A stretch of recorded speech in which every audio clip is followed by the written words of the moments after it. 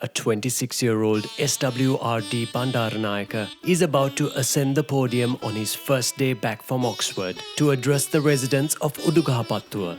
He has just been told the speech is to be made in Sinhala, and there are journalists with a keen eye, waiting for this young aristocrat to make a mistake. His father, Sir Solomon Dias Bandaranaike, Mahamudaliya of all Ceylon, watches from the crowd with a hint of disapproval. As he touches the podium, S.W.R.D, for the first time in his life, feels something unfamiliar.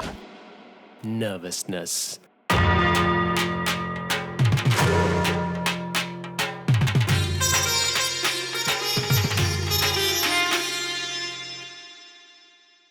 He takes a deep breath and says, "The first thing I must do is to apologize to you for speaking to you in English. Owing to my long absence from my country, I am not sufficiently fluent in Sinhalese to be able to address you in at length. That is a fault that can easily be remedied. What is more important is that my heart should be sound." Shock. A few in the audience understand him. The journalist's jaws drop to the floor. Sir Solomon's eyes narrow. He goes on to say, "If fate has decreed for me a prominent place among you, it is not that I may be your master, but that I may be your servant. To serve you to the best of my ability shall also be my constant endeavor. In helping you to attain the destiny of which you speak, I shall, indeed, die happy."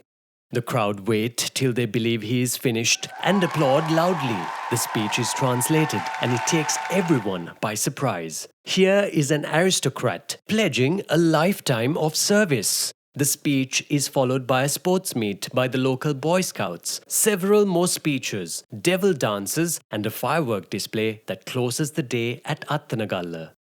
S.W.R.D. is aware that he is a newcomer to public life in Ceylon and he wants to break in fast. To do this, he has to do three things, all tightly connected. First, he has to break away from his family's pro-British image. Second, he needs to make a name for himself. And finally, and most importantly, he needs to gain admission to a group of elite freedom fighters, the 1915 group, headed by D.S. Senanaike, who have already done jail time and are agitating for freedom, whilst S.W.R.D. was off debating and playing tennis at Oxford.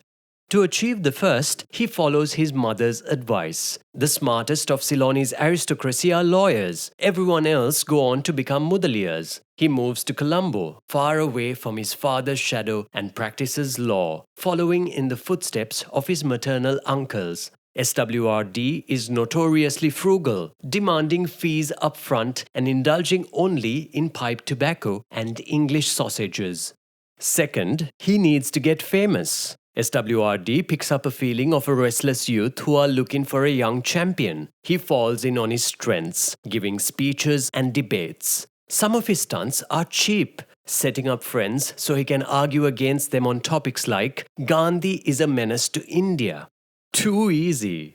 He has kept up his promise to the residents of Udugahapattuwa. In 12 months, he is so fluent in Sinhala that he can mesmerize an audience in either language. Now, to get noticed by the 1915 group and the broader Ceylon National Congress, the largest party advocating for freedoms. He finds that the Maradana seat of the Colombo Municipal Council, held by a member of Colombo's wealthy elite, is about to be challenged by A.E. Gunasinghe in the upcoming elections. A.E. Gunasinghe, as you will remember if you watched our story on independence, is a tough trade union organizer. The incumbent has no chance of winning Maradana, with its co-resident group of working-class people against A.E., who has led some successful labor movements. But how will S.W.R.D. mount a serious challenge for Maradana? Then he uncovers the chink in A.E.'s armor. As a fellow member of the 1915 group, D.S. Senanaike has shared a jail cell with A.E. Gunasinghe. But he is not a fan of his politics, and he really doesn't want to see Ceylon fall prey to communism. In this, S.W.R.D. finds his first powerful ally. But he still needs to gather support and be bankrolled. That is where his parents come in. Maradana's population included a large block of Muslim voters. How would SWRD get at them? The year before, at a grand event that Sir Solomon was being feted at, AE had led in a rowdy group to disturb the evening's proceedings. A second ally for SWRD. Sir Solomon asks an influential friend, W.M. Abdul Rahman, to gather Maradana's Muslim community together for a campaign event. D.S. Bandaranaike delivers the vote of thanks at the rally. But he needs money. SWRD's mother, happy that her son is doing something useful, agrees to fund his campaign. By pulling strategic support and outspending his rival, SWRD wins Maradana by 615 votes. A week later, he is appointed Joint Secretary of the Ceylon National Congress. SWRD is finally in with the big boys. But he has a problem with authority, even D.S. Bandaranaike's authority. As a freshman member of the Congress, SWRD tests the waters out with strong positions, including a pompous maiden speech with long passages in Latin. On one occasion, he laughs at the findings of the Donamo Commission, suggesting that elite Ceylonese are puppets, but quickly changes tune when the Congress accepts the new constitution. Having SWRD around, ready to argue and be contrarian, forces the CNC leadership to toughen up. On one occasion, the legislators were opposing a 50,000 rupee travel allowance for civil servants. The governor has proposed it, despite the civil service taking up 50% of the national budget already. The governor rejects the opposition and goes forward with approving the allowance. SWRD takes the opportunity to attack the State Council and CNC members for their cowardice. Besides being a pain to the other CNC members, SWRD does not achieve much. Then, SWRD decides to run for State Council in 1931. The State Council is a few dozen elected representatives made up of both Ceylonese and British with some limited governance of the country. He runs unopposed from the Weerakoon constituency. Elected with little fuss and brought into the State Council, he hankers after a ministerial post, but D.S. Bandaranaike and D.B. Jayatilaka will not even entertain it. SWRD needs to distinguish himself for something. Look into India, he gets an idea from Gandhi. The governor is throwing a banquet for newly elected members of the State Council. SWRD calls up the press and tells them that he will be arriving tonight in a new kind of national dress. A sarong, banyan, white shawl and leather sandals. He even tells the journalists which indigenous places he sourced all his clothing and indicates that this is how he will be turned out. It creates quite a spectacle when young SWRD is photographed standing next to his father, who has turned up in coattails. But SWRD is spotted quite often in Western dress and reportedly wears socks and suspenders under his sarong. He is mocked relentlessly in the newspapers with cartoons of him half in national dress, half in Western clothing. For the next 5 years, SWRD annoys the elites of the CNC with his nationalistic positions and clashes with G.G. Ponnambalam. Famously, Sir John Kothalavala tells SWRD after one debate, "Don't teach your grandmother to suck eggs." In 1936, he is up for re-election, but it is a very different Ceylon. A malaria epidemic has ravaged the island and the depression has put people out of work. More eligible voters from disadvantaged groups give many lazy or elite councillors the boot. SWRD is returned unopposed. There is also a new leftist scene, with recently returned communists like Philip Gunavarthana and N.M. Pereira sweeping into politics. The challenge to the island's elite is on. In 1936, Bandaranaike is finally appointed Minister of Local Administration when his predecessor is voted out. He is now in with the Board of Ministers after being kept on the sideline for years. But he immediately breaks ranks. He has for some years now declared himself a Buddhist. Many are skeptical, and they believe it to be the latest installment in whatever phase he is going through. But SWRD says he finds Buddhism's message of man's personal responsibility for his own salvation much more in line with his natural beliefs and declares that God is a creation of man. He appeals to Sinhalese to learn the pure Dhamma and not to be manipulated by ritual and dogma. He is appalled that Sinhalese are divided by up and low country distinctions and further split by caste. S.W.R.D. knows that uniting Sinhalese around a common language, culture, and even race would create the largest and most powerful voting bloc in the country. Armed with a new look and religious identity, S.W.R.D. finally takes a stand for Sinhalese chauvinism by founding an organization that he believes will unite the Sinhalese. The Sinhala Mahasabha, the Great Sinhala Union. The Sabha has to accept all those who stand for a revival of Sinhalese language, religion and culture, no matter how extreme.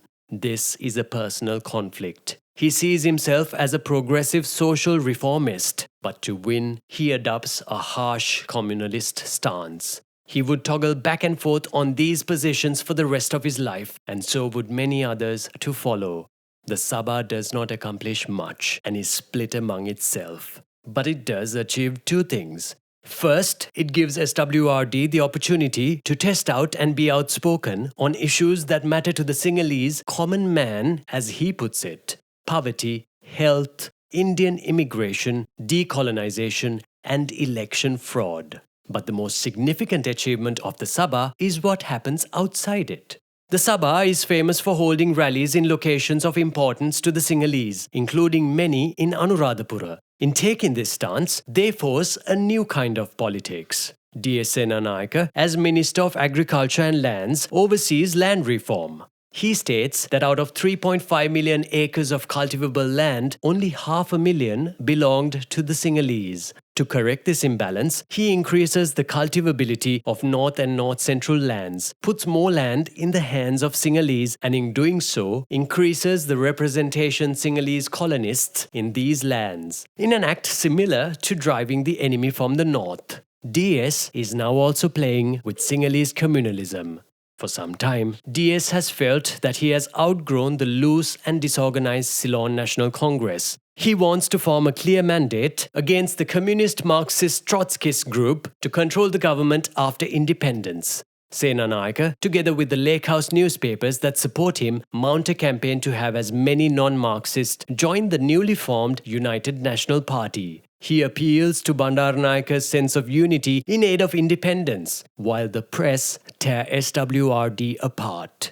S.W.R.D. is so that the British prefer to deal with D.S. Bandaranaike and brags at Sabha meetings that he would do better. He wonders aloud if G.G. Ponnambalam's demands for 50-50 Sinhala and Tamil representation and much more British involvement in the country are not a boogeyman that is designed to force the D.S. Bandaranaike-led UNP to settle for less than full political freedom. But at Sabha meetings, he calls for unity among the Sinhalese, so that the British do not use stunts like that to keep extracting concessions from a divided people. S.W.R.D. has been through so many changes of heart and dress that his Sinhala chauvinist rhetoric is thought to be his latest phase. No one takes him or the Sabha seriously. Then, on the 12th of May 1946, he joins the UNP and brings the Sabha with him. A deal is struck between DS and S.W.R.D. On DS's side, having S.W.R.D. work with him rather than against him means that he can keep an eye on his tendency to rouse Sinhala chauvinism. S.W.R.D. succumbs to DS's flattery that he would eventually lead the UNP. It was a 5-year plan. It is not long before S.W.R.D. finds playing second fiddle to an authority figure much too difficult. Again, the two men are about to go head-to-head in a battle for the soul of the country. Catch us next week on Patta History as S.W.R.D. joins a campaign that changes Sri Lanka's destiny forever. To brush up on Ceylon's independence journey, you can watch our story, 1948, Rebirth of a Nation. A special thanks to our Patreon members for their continued support. To learn more about the benefits of Patreon membership, click on the link in our description box. Thank you for watching.